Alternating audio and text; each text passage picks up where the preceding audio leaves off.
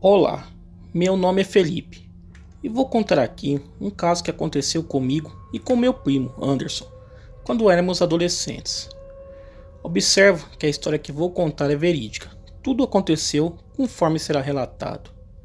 Era o ano de 1973 e nessa época minha família costumava passar as férias de julho na casa dos meus tios, que moravam em Piedade do Rio Grande, que é uma cidadezinha minúscula no sul do estado de Minas Gerais.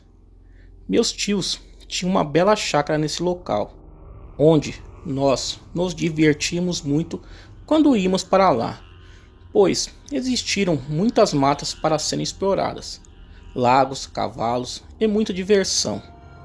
Geralmente, quando íamos para lá, também iam meus outros tios, com meu primo Anderson, e eu gostava muito, devido a termos a mesma idade e nos darmos muito bem. Eu e o meu primo sempre gostávamos de mistérios e histórias sobrenaturais, de fantasmas e lendas em geral. Naquela época não existia DVD, videogame e coisas modernas de hoje em dia. Então, uma de nossas diversões também era a de assistir filmes de terror quando passavam na TV, mesmo ficando morrendo de medo. A chácara dos meus tios era meio afastada da cidade, bem no meio do mato. O lugar era montanhoso e quando chovia, os trovões faziam um barulho muito grande, talvez devido às montanhas que existiam em volta. Também no inverno, a neblina era muito forte, formando um manto que não permitia se enxergar, dependendo do dia, a mais de uns 3 metros de distância, de tão densa que era. O que chamava muito a nossa atenção quando íamos para lá eram as histórias e lendas da região que o meu tio contava para nós. Tinha uma em especial que nos dava muito medo, e era sobre as estranhas criaturas que apareciam tarde da noite em uma determinada região próxima, principalmente quando tinha neblina. Meu tio contava que em noites com neblina densa, naquela região, pessoas relatavam que avistavam estranhas criaturas surgirem como vultos saindo da neblina, fazendo um barulho estranho, como grunhidos, e perseguindo aqueles que estivessem próximos. Devido a essa história, ninguém se arriscava a sair por ali à noite, principalmente quando havia neblina. Naturalmente, eu e meu primo Anderson ficamos ligados nessa história e estávamos a fim de investigar, coisa de moleque, claro. Perto da chácara dos meus tios existia uma outra chácara com uma casinha, a qual estava abandonada há anos. E ela ficava bem ao lado de uma estradinha sem movimento, mais no alto, em sentido à montanha que tinha na região. Essa casinha deveria ser algum tipo de local para guardar ferramentas e outras coisas, pois não tinha aparência de moradia e estava bem velha. Ela tinha o que deveria ser o cômodo principal, com mais ou menos uns 8 metros por 8 e um banheiro ao lado, só isso. Então eu e o Anderson começamos a bolar um plano. Nós estávamos planejando limpar essa casinha, consertar a porta e a janela e passar uma noite lá, pois ela era o lado da estradinha sinistra, e como era inverno, sempre tinha neblina à noite e pela manhã.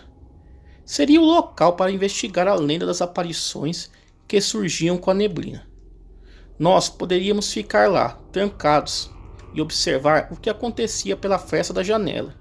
Seria o nosso observatório, e também seria o máximo para nós. Que ideia, né? Conversamos com nossos pais, e eles não gostaram muito, mas acabaram deixando, pois não viram perigo por ficarmos dentro do quartinho, e com a porta e as janelas trancadas ainda. Então, mãos à obra, passamos o dia limpando a casinha, e meu tio ajudou a consertar a porta e a janela. Estava tudo perfeito. Instalamos uns lampiões dentro do quartinho. Colocamos 3 lamparinas a querosene que meu tio tinha, pendurados do lado de fora, só para iluminar um pouco. Uma mais perto e outra mais longe, pois como não tinha energia elétrica, era um breu só. Chegando no final da tardezinha, Pegamos os colchonetes, cobertores, travesseiros, lanternas e alguns jogos para passar o tempo e fomos para a casinha. Quando chegamos lá, já estava meio escuro e um frio danado. Entramos, acendemos os lampiões e naturalmente trancamos a porta, pois nem tinha começado e já estávamos com medo. Como não era tarde ainda, jogamos um pouco para passar o tempo. Quando chegou umas 10 horas da noite, começamos a observar pela fresta da janela e também de vez em quando dávamos uma abridinha na porta de leve para ver se tinha algo diferente lá fora. Não havia nada, além de uma neblina densa que não dava para enxergar quase nada. Dava para se ver o brilho das lamparinas do lado de fora no meio da neblina, mas nem o mato a gente enxergava. Ficamos ali um bom tempo e nada. Achamos que não tinha adiantado nada a nossa aventura. Quando era mais ou menos umas 11h30 da noite, ouvimos alguns barulhos do lado de fora, na direção da estradinha que passava raspando na casinha. Então ficamos de olho, observamos onde podíamos. E o Anderson até abriu um pouco a porta para ver melhor. E eu fiquei bravo e mandei fechar, pois estava com medo de algo entrar naquele momento. Nessas horas a gente fica imaginando de tudo. Prestando atenção, verificamos que o barulho vinha na direção da estradinha. Parecia algo raspando ou arrastando, não dava para entender direito. Naquele momento, vimos que algo passou perto da lamparina que ficou mais longe, pois como se algo tampasse momentaneamente a sua pequena luz. Eu e o Anderson já estávamos tremendo de medo essa hora. Passados alguns minutos, ouvimos os mesmos barulhos, mais perto da casa, como se estivesse se aproximando. Nem preciso dizer que já estávamos travados essa hora. Então eu fui dar uma olhada pela fresta da janela para ver se havia algo. A janela estava fechada e tinha uma fresta no alto, onde nós observávamos o lado de fora. Nesse momento, qual foi minha surpresa? Susto e terror. Quando eu subi, eu fui olhar na fresta da janela e vi dois olhos vermelhos como fogo olhando de perto e diretamente na fresta, como se estivesse esperando alguém chegar ali para dar uma espiada. Era como se soubesse que estávamos lá e que estávamos observando o lado de fora, justamente daquela fresta. E essa fresta da janela era meio escondida, não dava para saber que tinha alguém ali olhando. Quando vi aquilo, eu dei um grito e pulei, caindo para trás.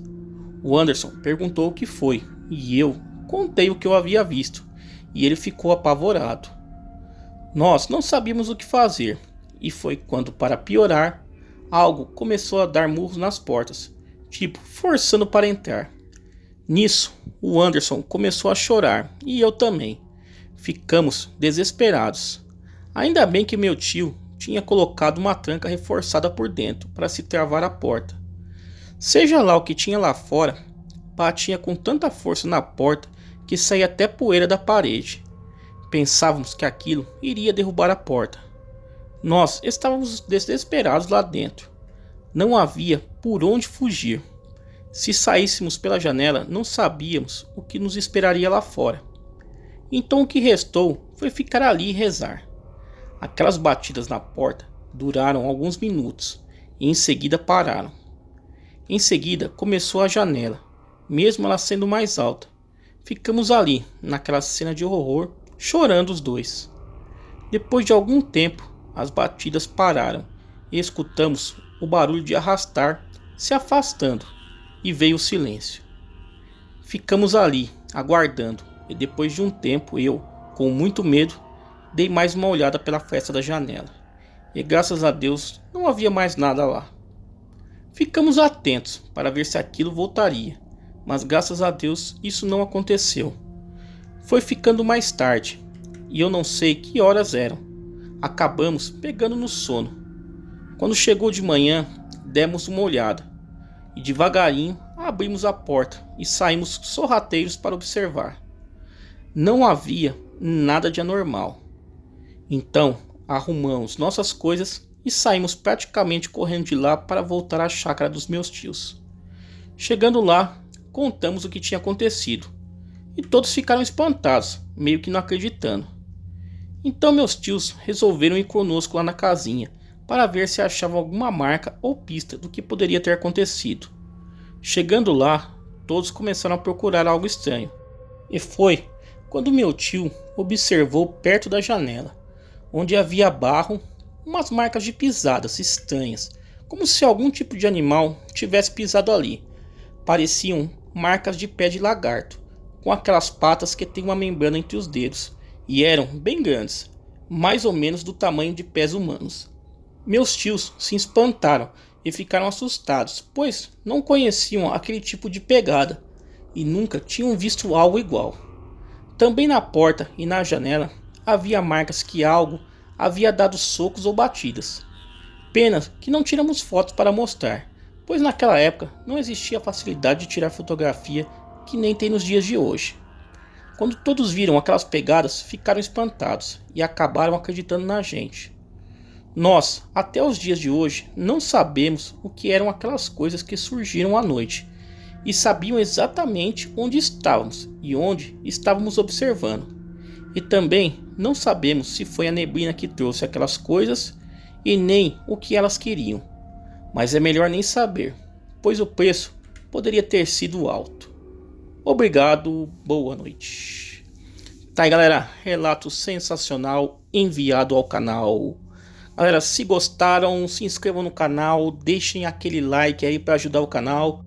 Me sigam também nas redes sociais, Facebook, Instagram, Twitter, tá todos os links na descrição desse vídeo. Galera, muito obrigado e até o próximo relato.